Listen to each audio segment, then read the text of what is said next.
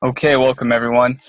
This presentation today will be a brief discussion on amlodipine and its mechanism of actions and some indications, and then also one off-label use we have for this medication.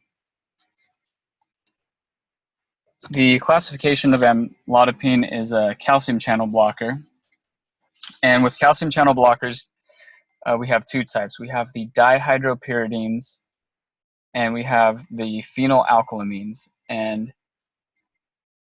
a phenylalkylamine would be a drug such as verapamil. With amlodipine, this is going to be a dihydropyridine, and these are L-type calcium channel blockers. And what that means is the L just stands for long-lasting, and that refers to the length of channel activation. And these are going to be voltage-dependent calcium channels, so they require an electrical stimulus to open up. And once they do, they will be responsible for excitation, contraction, coupling.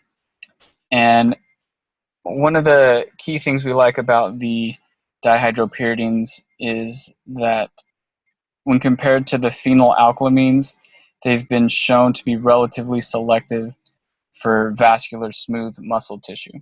So that means we'll see no significant effect on the sinus node and the heart rate. We'll see no significant effect on the electrical conduction velocity, and they have no significant effect on cardiac muscle contraction strength.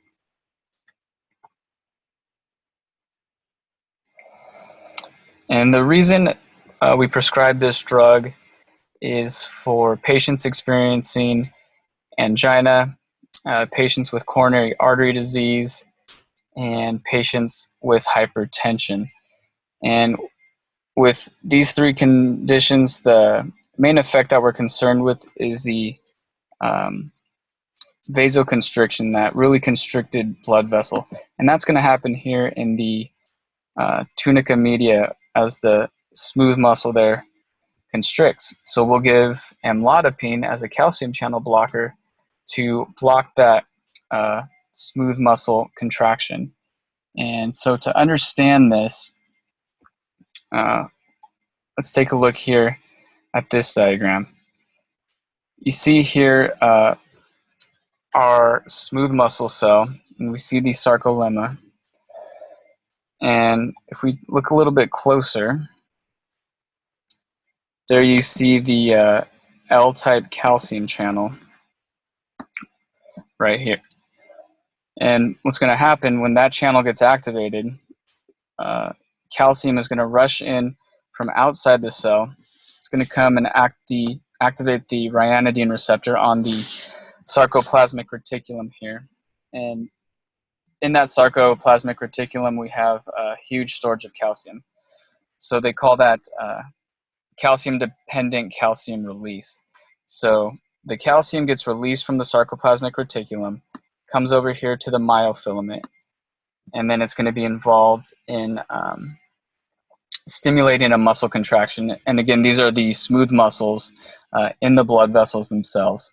So before we go on, I want to show a quick video just to show how calcium is involved in stimulating that muscle contraction, and then we'll get more into the mechanism of action.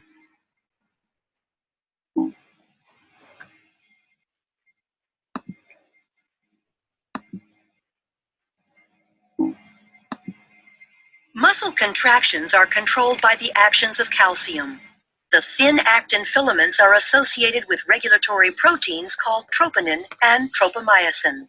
When a muscle is relaxed, tropomyosin blocks the cross-bridge binding sites on actin. When calcium ion levels are high enough and ATP is present, calcium ions bind to the troponin, which displaces tropomyosin, exposing the myosin binding sites on actin.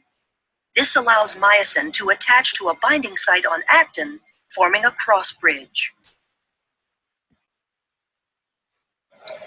Okay, so as the video just showed, the cross bridge formation and the muscle contraction is going to be dependent on adequate levels of calcium within the cell.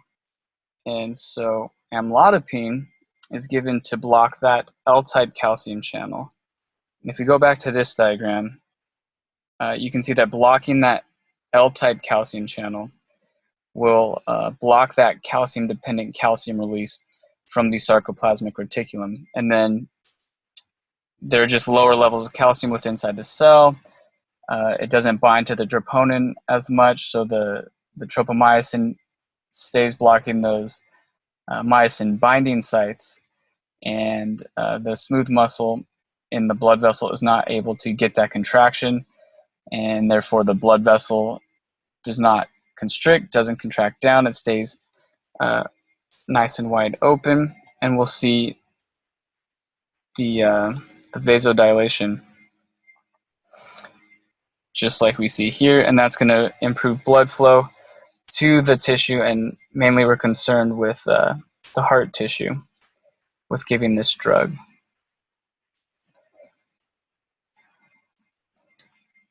And one of the off-label uses for amlodipine is a condition known as Raynaud's phenomenon. And Raynaud's phenomenon is a vasospasm of parts of the hand in response to cold or emotional stress. So if you see the image on the left, that would be a normal blood vessel there in the hand, delivering blood and oxygen to the tissue. And with Raynaud's, we see what looks more like this picture on the right, with that blood vessel constricted down, blocking flow. And then we'll notice some reversible discoloration of the fingertips there. We'll see some pallor, cyanosis, or erythema, or even a combination of all three. And so we can give amlodipine, and you guys already understand the mechanism of action now, to block that vasoconstriction, and it has been shown to be helpful with these patients with Raynaud's in improving circulation to the fingertips and relieving that discomfort. So I hope you enjoyed this brief presentation. I hope it was helpful to you guys, and thank you for watching.